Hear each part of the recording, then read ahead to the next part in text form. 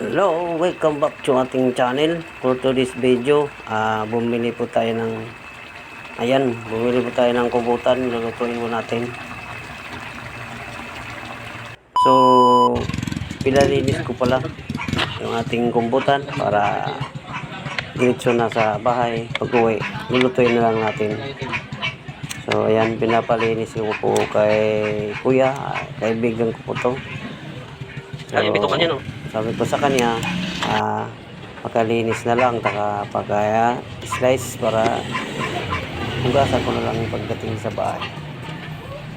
So, ayun na nga, tapos na yan mag-slice. So, dito na ako sa bahay.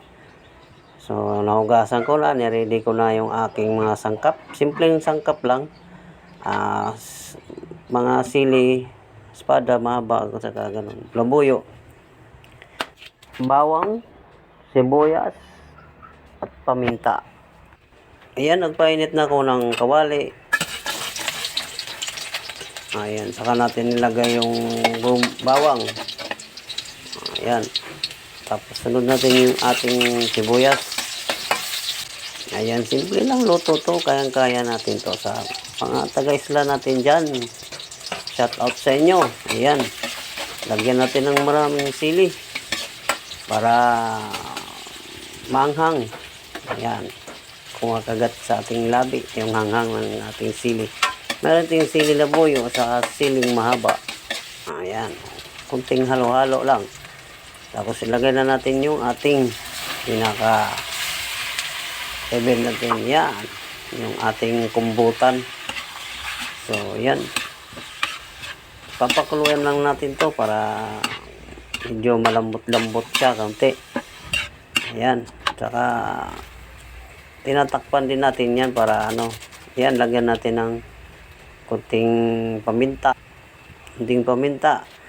Saka haluin natin para ma-mix natin yung paminta. So ayan, nahalo-halo ko na nga.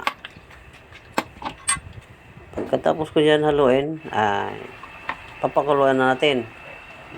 Yan, pagkakulo, saka natin nilagyan ng ating Sprite para mayroon tayong pangpatamis saka pangpalambot. So ayan, haluin lang natin pagka kunting iga bago natin lagyan ng yung pinatimpla na natin yung patis. Hindi tayo nagamit ng asin, patis ang gamit natin. Yes. Optional po ito, pwede po asin ang gamitin nyo, pwede din patis. Ayan, simpleng luto, ayos na. Lagyan na natin ng konting toyo, saka magic sarap, pangpalasa.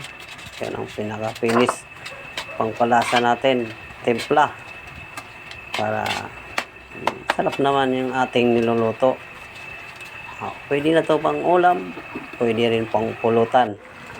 Ayan, luto na ang ating kumbutan. So, thank you for watching. And don't forget like and share, subscribe.